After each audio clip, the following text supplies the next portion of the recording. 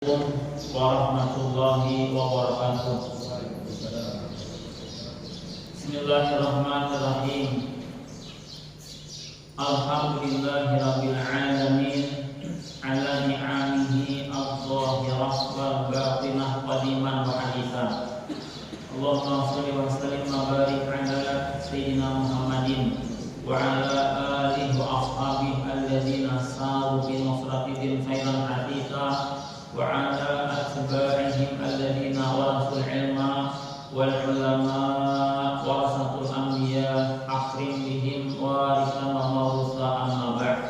Subhanaka la ilma lana illa ma 'allamtana innaka antal alimul hakim wa la haula wa la quwwata illa billahil aliyyil azim. Jamaah salat subuh yang dirahmati dan disayangi Allah Subhanahu wa taala. Alhamdulillah, pertama-tama kita bersyukur, berterima kasih dan memuji Allah Subhanahu wa taala karena kita termasuk dari golongan hambanya yang Allah tanamkan di hati kita cinta kepada ilmu agama. Ada waktu kita peruntukan terutama di bulan Ramadan sudah di kepala kita, pokoknya habis subuh selalu hadir, selalu mengikuti kajian subuh.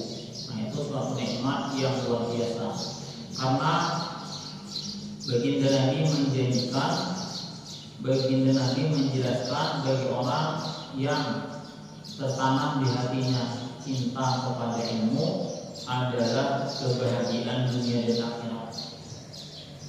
Ma yuridillahu bihi khairan yufaqihu fiddin. Siapa yang Allah kehendaki kebaikan dunia dan akhirat tentunya, maka Allah akan pahamkan, maka Allah akan tanamkan, maka Allah akan jadikan dia paham, cinta, mempelajari kepada agama. Nah, kita bersyukur, mudah-mudahan ini petanda kita masing-masing, kita semua orang yang akan bahagia di dunia terlebih di akhirat. Amin ya rabbal alamin. Ini nikmat yang sangat luar biasa yang kita akan berikan kecuali kepada orang-orang yang Allah kehendaki kebaikan. Alhamdulillahirabbil alamin. Mudah-mudahan nikmat ini berterusan, bahkan juga Allah berikan nikmat cinta kepada ilmu ini kepada anak cucu kita. Nah, karena anak kita yang sebenarnya anak kita yang bisa berkumpul di surga. Mudah-mudahan anak kita juga Allah jadikan cucu kita juga, zuriat kita juga cinta ilmu, sehingga mereka juga ahli khair, dapat kita berkumpul di surganya Allah. Nah, anak kita, pasangan kita sama pasangan kita yang sebenarnya pasangan kita yang bisa berkumpul di surga. Harta kita yang sebenarnya harta kita yang nanti kita nikmati di surga. Pangkat kita, jabatan kita, status sosial kita yang sebenarnya adalah pangkat, jabatan, status sosial kita di surga nanti. Kalau tidak membawa kita ke surga, berarti itu bukanlah pangkat atau status sosial kita yang sebenarnya. Nah, sekali lagi kita berharap mudah-mudahan tidak Allah cabut rasa cinta kita kepada ilmu ini, juga Allah berikan juga bahkan kepada anak cucu kita semuanya. Amin ya rabbal alamin. Babu birril ab. Bab menjelaskan tentang bakti kepada ayah. Nah, kemarin menjelaskan tentang bakti kepada ibu. Nah, sekarang penjelasan tentang semestinya seseorang itu juga berbakti kepada ayah. Bisanadil mutasil ila Imam Abi Abdullah Muhammad bin Ismail al-Bukhari rahimahullah ta'ala qala haddatsana Sulaiman bin Harb qala haddatsana Wahib bin Khalid an ibn Shubrumah qala sami'tu Abu Zur'ah an Abi Hurairah radhiyallahu ta'ala anhu qala qila ya Rasulullah man abaru qala ummak qala sumaman qala ummak qala sumaman qala ummak qala sumaman qala abak. Wabihi ilaih qala hadatsana Bishr bin Muhammad qala akhbarana Abdullah qala akhbarana Yahya bin Ayyub qala hadatsana Abu Zur'ah an Abi Hurairah radhiyallahu ta'ala anhu ata rajulun nabiyullah sallallahu alaihi wasallam faqala ma ta'muruni qala bi ummak summa ada faqala bi ummak summa ada faqala bi ummak birrahuma tsumma 'ada rabi'ah faqala birrahuma tsumma 'ada khamisah faqala birrahuma. Dengan menata rantai ilmu yang bersambung dari guru sampai kepada Imam Bukhari sampai kepada Abu Hurairah radhiyallahu anhu, beliau berkata, baginda Nabi ditanya, siapakah yang harus aku perhatikan? Nabi menjawab, ibumu. Siapakah yang harus aku perhatikan? Nabi menjawab, ibumu. Siapakah yang harus aku perhatikan? Nabi menjawab, ibumu. Siapakah yang harus aku perhatikan? Nabi menjawab, ayahmu. Dengan sanad yang bersambung juga daripada Imam Bukhari sampai kepada Abu Hurairah radhiyallahu anhu, seseorang menjumpai baginda Nabi SAW. Terus dia bertanya, apa yang engkau perintahkan kepadaku? Nabi menjawab, baktilah kepada ibumu, baktilah kepada ibumu. Dia mengulang lagi pertanyaannya. Nabi menjawab, baktilah kepada ibumu. Dia mengulang lagi pertanyaannya. Nabi menjawab, baktilah kepada ibumu. Kemudian dia mengulang kali keempat. Nabi menjawab, baktilah kepada ibumu. Kemudian dia mengulang kali kelima. Nabi menjawab, baktilah kepada ayahmu. Nah, kalau kita perasaan dari bab pertama, bab kedua, bab ketiga, terus dari hadis pertama, kedua, ketiga, keempat, sekarang hadis kelima dan keenam, hadisnya sama. Hanya judulnya saja, hanya topiknya saja yang dirubah oleh Imam Bukhari. Nah, tapi kalau kita lebih teliti lagi, ternyata tidak sama. Apa tidak samanya? Hadis yang kelima beliau terima dari guru beliau yang bernama Sulaiman bin Harb. Hadisnya bakti kepada ibu, kepada ibu, kepada ibu, kepada ayah. Hadis yang keenam sama, tapi beliau terima dari guru beliau Bishr bin Muhammad. Hadis pertama beliau terima daripada guru beliau yang bernama Abu Walid. Hadis yang kedua beliau terima dari guru beliau yang bernama Adam. Hadis yang ketiga beliau terima dari guru beliau yang bernama Abu Asim. Hadis yang keempat beliau terima dari guru beliau yang bernama Sa'id. Nah, ini yang perlu kita pahami. Apa? Ulama-ulama kita menjelaskan kepada kita mahal ilmu. Ini mungkin hadis ini beliau terima mungkin waktu di Kupang ini. Hadis yang ini walaupun sama beliau terima dari benua ini lain-lain. Harga sebuah hadis ini beliau terima ini memakan waktu, memakan pikiran, memakan biaya. Ini beliau buat. Ada hadis yang sama. Satu, yang kedua, hadis yang sama tapi dari guru yang berbeda. Beliau buat lagi juga. Karena kelebihan satu orang guru dengan yang lainnya itu beda-beda. Nah, guru-guru kita mengajarkan, nah diantaranya ulama kita Imam Bukhari mengajarkan punya guru itu banyak. Karena kelebihan guru yang satu ini di akhir Quran, dia membaca satu hari 7 juz, dia membaca satu hari 6 juz, menular ke kita 50%, jadi kita bisa membaca 3 juz, atau menular sebagiannya saja bisa 1 juz, kamu bisa. Guru yang satu ini kelebihannya suka puasa, menular ke kita bisa Senin Kamis kamu bisa. Satu guru itu beda-beda. Yang satu ini jamaahnya disiplin, hanya menular ke kita sebagian persennya saja, hanya kita bisa aktif setiap subuh, kamu bisa. Beda-bedanya guru. Nah, guru-guru kita dari guru mengajarkan yang mengaji lain pada aku mengajarkan. Guru ini memberi ilmunya. Beliau umat ini guru beliau pada hadis yang sama, hanya topiknya yang beliau ubah, redaksinya mirip-mirip semua. Tapi beliau terima dari guru-guru yang berbeda. Karena tadi keberkahan satu orang guru dengan guru yang lain tidak sama. Guru yang ini di ahli zikir, menular ke kita sebagiannya sekian persennya enggak, jadi suka berzikir kita. Guru ini warok, halal haram, dia sangat mengerti. Subhan dia sangat mengerti, maka dia sangat teliti. Menular di kita, alhamdulillah. Ada juga sifat waras sebagian persen. Enggak ada lagi istilahnya zaman sekarang itu one power gitu.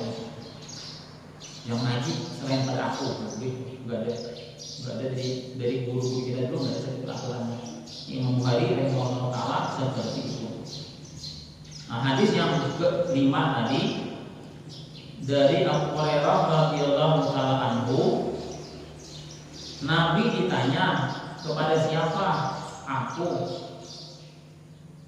untuk memperhatikan, kepada siapa perhatianku harus aku berikan. Nabi menjawab, kepada ibumu, kepada ibumu, kepada ibumu, kepada ibumu, baru kepada ayahmu. Nah, ayah juga harus mendapat perhatian. Selain ibu, ayah juga harus mendapat perhatian. Maka semestinya kita masing-masing punya dasar ilmu. Seharusnya anak cucu kita juga kita berikan dasar ilmu, supaya jangan salah dalam bersikap. Sama kawannya, dia sangat loyal, sangat perhatian, sangat mencari perhatian. Kawan datang, minum teh kan, minum kopi kan, minum es kan. Orang tua datang nggak ada ditanya apa-apa. Nah, padahal cari pahala besaran memperhatikan orang tua, mencari ridho besaran memperhatikan orang tua. Tapi karena nggak ada dasar ilmu, maka salah dalam bersikap. Maka sewajarnya kita memperhatikan pendidikan anak kita sebelum penyesalan tiba. Nah, pentingnya ilmu, apa pentingnya ilmu? Kebanyakan atau sebagian istilahnya kapak dibuang, jarum diambil. Nah, mau mengambil jarum, kapak dibuang. Apa contohnya? Walhamdulillahirabbil alamin. Imam mendengar ba'da isya, sebagian jemaah keluar minum beruku atau menunggu imam, menunggu bila sholat aja yang keluar. Ada 4 bagian. Padahal gandalan tarawih gak namanya, tarawih luar biasa namanya. Tapi 2 rakaat setelah isya itu lebih besar pahalanya daripada tarawih. Jadi tinggal. Karena kita nggak ada dasar ilmu, lebih mengutamakan tarawih. Padahal tarawih jangan ketinggalan, sebulanan jangan ditinggalkan. Awak sehat itu berkecukupan, jangan sampai tarawih ketinggalan 1 bulan. Tapi ada lagi yang hebat daripada tarawih, ada mengalahkan 2 rakaat ba'da isya.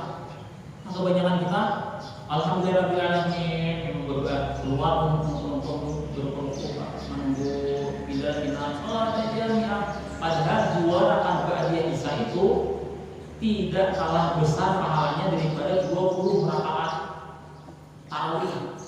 Banyak kita salah setting itu malah. Nah, tarawih santai dari 2. Padahal 2 rakaat ba'da isya itu luar biasa. Kata Ummu Habibah bini Nabi radhiyallahu taala anha, aku mendengar Nabi bersabda, ya Nabi, siapa yang sembahyang sehari semalaman 12 rakaat, sembahyang sunat bukan sembahyang fardu, Allah bangunkan baginya istana di surga. Nah, yang 12 itu termasuk 2 rakaat sisa. Maka kata Ummu Habibah, aku tidak pernah lagi meninggalkan rawatib ba'diyah qabliyah sembahyang fardu itu setelah mendengar sabda baginda Nabi Shallallahu Alaihi Wasallam. Pentingnya kita kemukakan, karena kebanyakan kita lihat habis kita berdoa imam isya sampai lagi nikmat kita, kalau bagus lagi 4 rakaat jangan 2 sempurna. Nabi arba'un ba'da isya, 4 rakaat setelah isya sebanding dengan malam Lailatul Qadar. Tambah bulan Ramadan begitu berbeda lagi. Nah, kebanyakan kita umumnya sama ini, kebanyakannya habis kita berdoa ini memang keluar semuanya berukut menunggu, nanti kepalanya nyaman untuk istirahat setelah karena mengejar 20 rakaat. Padahal semuanya berangkat bagus tadi, bukan kita menyalahkan, bukan. Mau milih bagaimana, milih kedua-duanya, jadi sampai ya ba'diyah gawi, isyanya gawi, ba'diyah gawi, tarawih gawi, jangan ditinggal, jangan tarawih aja gedenya ada. Nah, padahal tadi 2 rakaat ba'diyah isya itu sangat luar biasa. Bahkan banyak dipertanyakan kayak apa imam langsung, wahai Pak Guru, kayak apa imam langsung habis isya langsung tarawih. Ada ada jeda waktu hendak menggawi ba'da isya. Apa jawaban para ulama? Nanti gawi habis tarawih. Jawaban para ulama jawab. Jawaban para ulama nanti kerjakan ba'da isya habis tarawih. Itu keterangannya. Jadi yang apa tertutupi itu dengan tarawih ya. Tetap tuh alim ulama menerangkan nanti digawi ba'da isyanya karena nggak ada jeda waktu. Karena sebagian kan ada sebagian tempat tarawih agak mundur. Nah, supaya jangan terlalu mundur lagi habis isya jangan ada jeda langsung tarawih. Nah, berarti solusinya maka dia akan mengerjakan ba'da isya habis tarawih. Nah, itu pentingnya kita menuntut ilmu. Pentingnya kita didasari dengan ilmu. Jangan sampai tadi jarum kita ambil, kapak dibuang. Jangan sampai itu. Pokoknya ba'da isya jangan ditinggal. Bagus lagi 4 rakaat. Maka kata Ummu Habibah radhiyallahu anha binti Nabi, aku tidak pernah meninggalkan ba'diyah dan ba'diyah. Itu penting. Apalagi yang penting yang kurang perhatian kita, siwak perhatian. 1%, 10% satu jamaah musalah, satu jamaah masjid sampai pakai siwak. Padahal Nabi bersabda 2 rakaat bersiwak lebih afdal bersama bukan sebanding. Rakaatan di siwak khairun, lebih baik, lebih afdal, lebih hebat daripada 70 rakaat tanpa bersiwak. Berarti ada misalnya di antara jemaah kita apa 10 rakaat sidin masa rawuh nanti membersihkan untuk bisa pingsan gitu. Tapi ini siwak 10 rakaat tadi masih gedean sidin pahalanya daripada kita yang menggunakan akhir siwak. Ya murah kalian, siwak murahnya. Yang fresh, yang pakai wadah tutupnya itu 15.000, 14.000. Yang ada pakai wadah yang berplastik yang masih fresh 10.000, murah. Nabi bersabda 2 rakaat dengan bersiwak lebih baik, lebih baik dari 70 rakaat tanpa siwak. Nah, di antaranya lagi yang mesti kita perhatikan, di bulan Ramadan ini terjadi perang Badar. Maka dijelaskan di kitab sejarah jumlah tentaranya sekurang 313 ya, kurang lebih 313 orang tentara. Udah 2 ikut, terus untangnya kurang lebih 70-an. Berangkat bergantian yang untang 68 naik yang dijalan, ini 68 naik jalan gantian. Peralatan seadanya, musuh seribuan, musuh lengkap. Ringkas kisah dan terpisahkan, Nabi merapikan saf para tentara, para prajurit. Di waktu Nabi merapikan, Nabi pakai kalbi, pakai tongkat kecil bisa memadam perang, pakai tongkat sekitar menjadi sedikit. Nabi lihat Sawat bin Daziyah radhiyallahu ta'ala anhu terlempar di pada saf. Nabi bilang, istawi ya Sawat, itu Nabi dikau pakai tongkat kecil lagi. Istawi ya Sawat, lurus rapi, jangan kamu tahu wahai Sawat, mundur nih Sawat.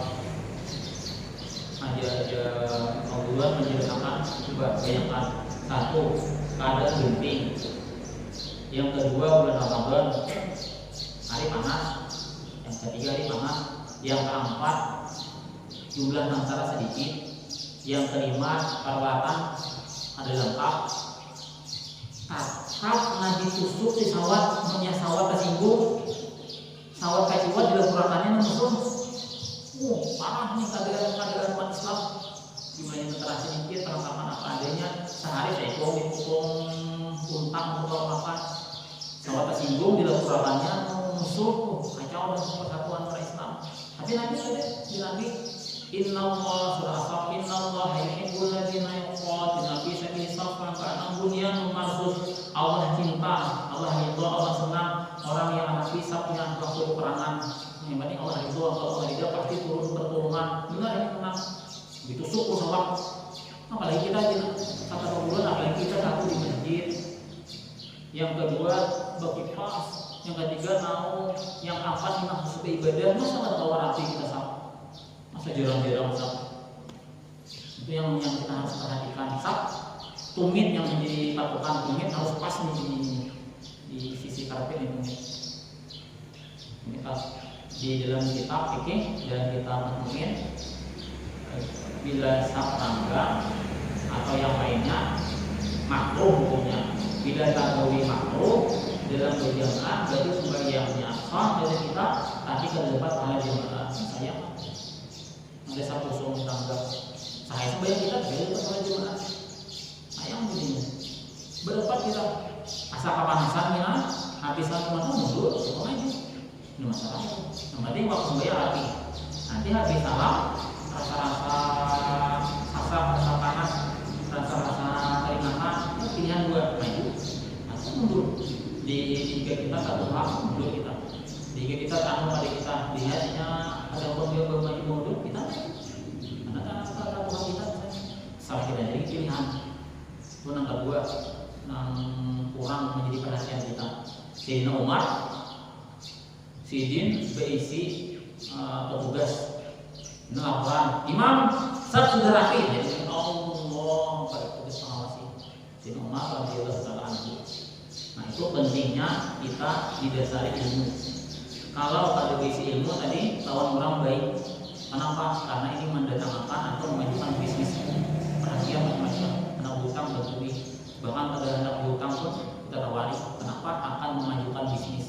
Padahal kita abah mama orang dengan ditawari. Nama orang kan sebulan sekali untung tidak sebulan sekali untung tidak mau mama. Padahal nama dari kita, namanya pelanggan kita, nama dari toko, nama dari rumah, nama dari kendaraan atau mama. Diziarahi sebulan sekali untung. Itu kan hari raya jadi anak supan ini bang. Berapa mama nyambut membagi rumput hanya membersih supan ini pada tanggal bakti paksa membersih rumput orang tua. Dari saya padahal nih cari pahala besaran memperhatikan abah mama mencari ridho Allah lebih cepat Allah bahkan menggantungkan keridhaannya sejauh mana kita memperhatikan abah mama kita. Nah kalau kenyataan kita salah dalam bertingkah. Ya sahabat Nabi ada namanya Haitsamah bin Harith, anaknya Sa'id bin Haitsamah. Yang abah Haitsamah, nah anak Sa'id. Mau perang Badar sama. Nah sebelum perang Badar datang abahnya. Nak, apa bah? Siapakan kuda, siapakan pedang, jaga bibinian di rumah. Kenapa bah? Ku dengar Nabi hendak berperang. Bukan lo boy. Serahkan kuda dia turun. Sini pedang, pian jaga mamanya dia pada sana. Oh dan mau perang. Nah ini berhasil abah jadi anak. Dia anak. Ada boy. Dia yang menjaga bibinian di rumah Allah mau perang. Akhirnya anaknya berangkat. Benar, anaknya pun dapat rezeki masih syahid. Kata abahnya apanya? Tapi anakku pada aku. Tadi anakku kembali ke kediaman yang kekal abadi. Sedih abahnya. Berhasil. Maka orang tua yang berhasil, anak pengen meniru abahnya. Ada di sana gadis, aku pengen berisi lagi kayak abah juga. Yang punya bagus. Ya guru kita, bukti kita itu berhasil.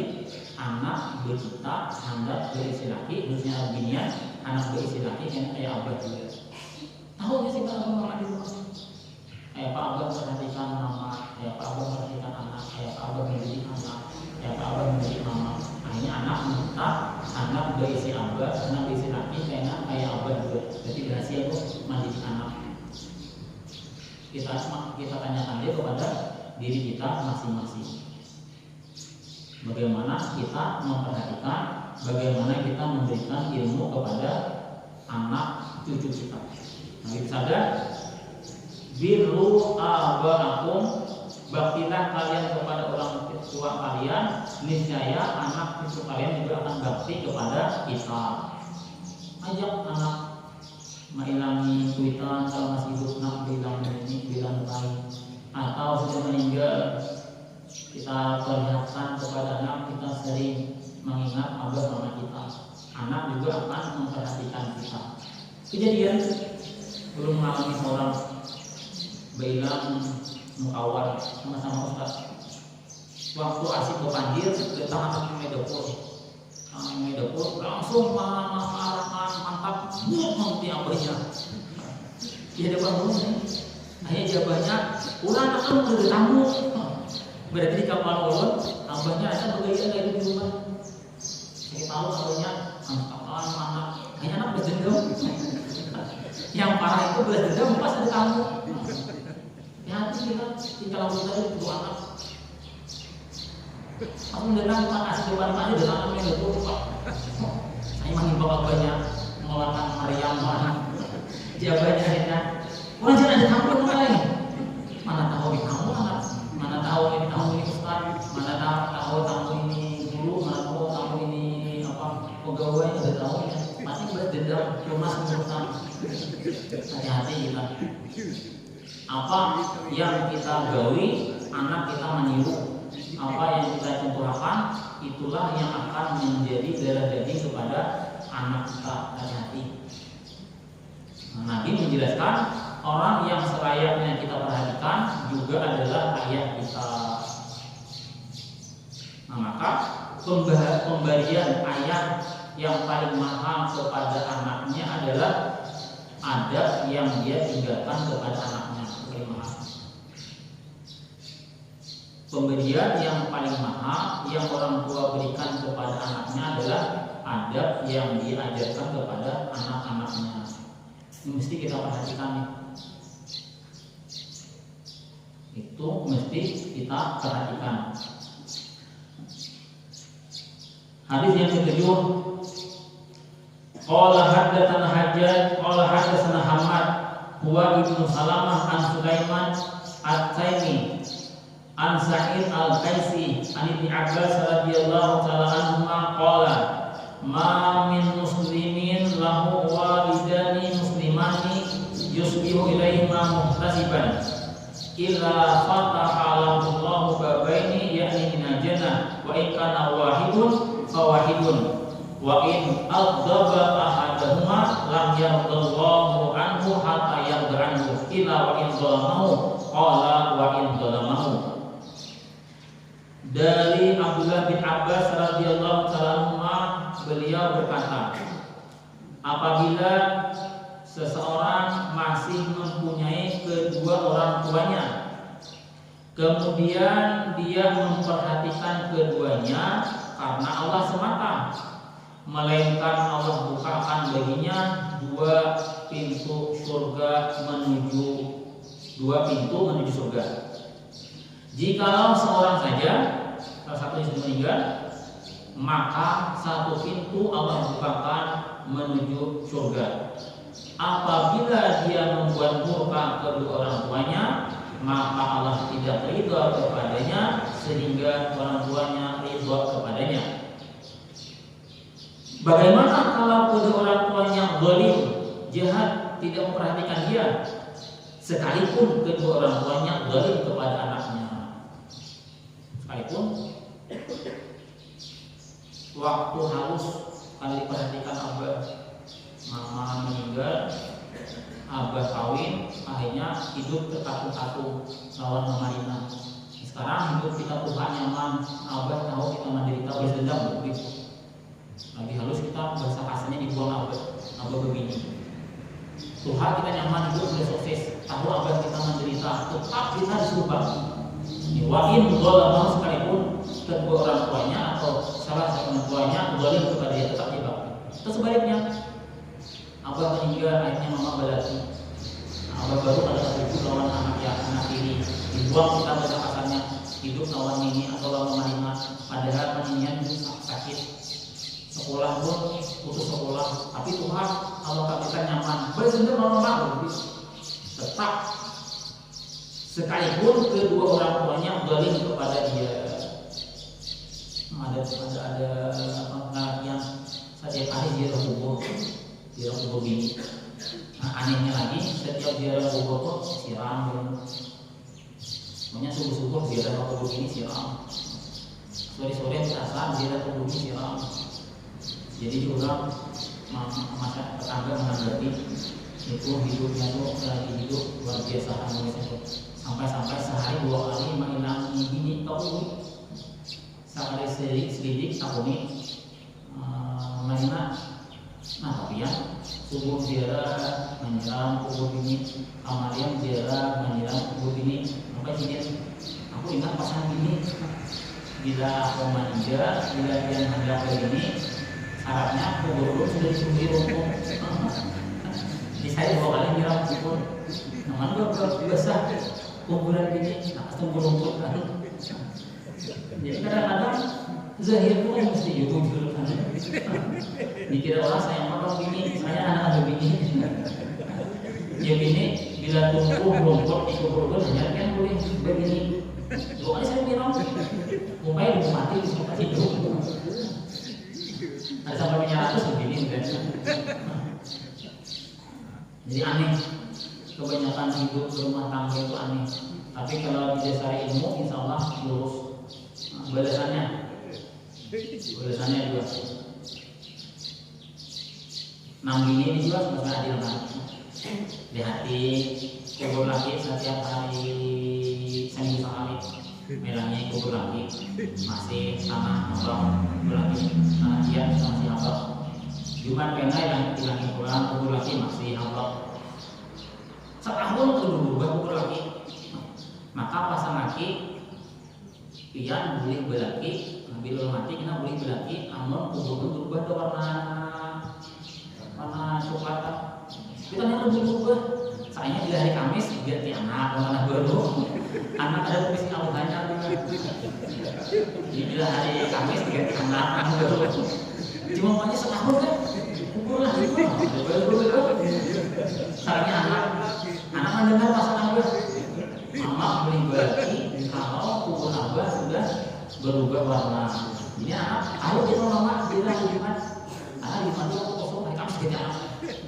Bila hari Jumat, jadi aman sih, jangan lagi. Wah, kita hidupnya apa? Sekalinya anak mengganti. Ini anak-anak berapa ini? Malah mama berarti sudah lama. Mau ada mau sudah meninggal bini, mau ada mau ke bini. Kalau bininya sudah meninggal laki, mau ada mau berarti kan. Masih normal, masih sehat, pasti hendak mencari pasangan itu lumrah, bukan masalah. Nah jadi agas sesiapa saja yang punya kedua orang tua, kemudian dia bakti kepada keduanya, maka Allah bukakan 2 pintu menuju surga. Maka ada ahli ulama, apa sih meninggal nangis di sepanjang hari. Dia murid-murid, wahai Pak Guru, wahai Tuan Syekh, enggak semestinya seperti sampean ini menangisi orang yang meninggal dunia. Apa juga beliau? Bukan aku sedih karena orang tua meninggal, tapi aku sedih 1 pintu surga sudah tertutup. Itu yang aku membuat menangis. Kesempatan aku meraih untuk masuk surga sudah 1 pintu tertutup karena ayahku sekarang meninggal dunia. Kesempatan kita kalau masih agama masih hidup. Di Quran dikatakan cara bakti di Quran ringkas imma yablughanna indakal kibara ahaduhuma aw kilahuma fala taqul huma uffin. Apabila sampai usia tua salah satu ayah ibumu atau keduanya masih hidup, maka jangan kamu berkata kepada ayah dan ibumu itu uff. Mak, rumah ada hawa, jangan. Tuh, udah buat C kalau jenis macam akan C. Tidak boleh itu kata-kata kasar, kata-kata menyakitkan hati. Dipanggil apa? Dipanggil mama cepat. Ya kisah Juraid kan. Jadi mamanya anak Juraid. Jadi Juraid sembahyang pak, mama pak. Nah, ini cocokannya sembahyang. Nah, akhirnya terjadilah yang tidak diinginkan doa mamanya. Ini terjadilah keburukan kepada Juraid. Yang kedua, wala tanhar rumah, dan jangan membentak kedua orang tua. Semua nenek kiyok nih, ada mama seorang boleh. Mana kejadian juga? Ulu Samarinda, beberapa tahun yang lalu masih santri beli ke sini. Itu akan jadi mandul Samarinda di sawit di Diau bulan Ramadan. Sampai bis itu pakai kapal banyu naik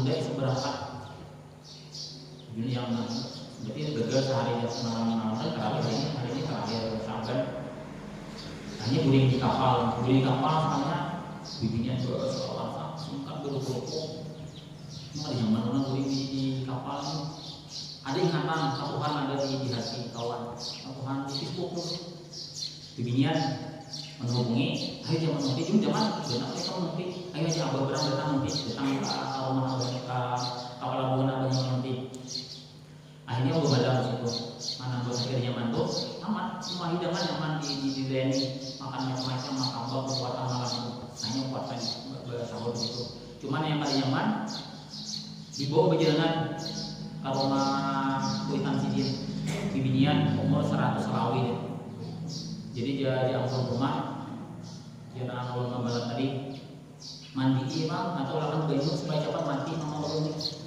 sudah 100 rawi berhidang di tilam astagfirullah ada anak abah anak mama cepat mati minta mandi ya kan ya mama ulun supaya cepat mati jadi dia bilang mau ngegesek nah ini ngalih posisinya banyak orang dibaca yang aja beritanya yang sehingga ulang hanya esok harinya mau diantar kan berikan tidak sendiri itu mati orang seharusnya kita bersyukur agar saat itu kesempatan kita bakti menebus macam-macamnya kita kurang supaya bersyukur puasa maka lebih jaga sekarang ada pahala yang bermanfaat tapi anak ulangan baju guru yang tempat mati mama ulun dia dulu cari alasan apa ini ada ini kan dari jari dulu enak berikannya kita panjang caranya dirinya udah senjata mati ulang nah jadi penting sekali kita kenalkan kepada anak kita ilmu dan yang sangat penting lagi kita ajarkan kepada anak kita adab penting karena itu akan kebahagiaan kita masing-masing. Tadi kebanyakan kita salah memilih karena ini bagus dilihat, karena ini menambah status usia kita, padahal bakti kepada orang tua itu jauh lebih memuliakan kita. Tapi salah pilih, sama lagi kita salah setting ke malam tarawih kita utamakan, 2 rakaat kita lepas salat. Padahal 2 rakaat ini ada kalah besar pahalanya dengan sebagian tarawih. Kita perhatikan di waktu ada kalah pentingnya. Misal kita sibuk macam-macam di perjalanan kawah supir sehingga sembahyang 2 rakaat kita tarawih kita di siwak hanya di supir berangkat pahala itu lebih besar daripada orang yang sembahyang 2 rakaat di siwak. Yang sayang maka sekali lagi perlu sekali kita dasari kita anak kita dengan ilmu dan kita kalah pentingnya juga dengan adab. Amin ya rabbal alamin. Al-Fatihah. Alhamdulillah.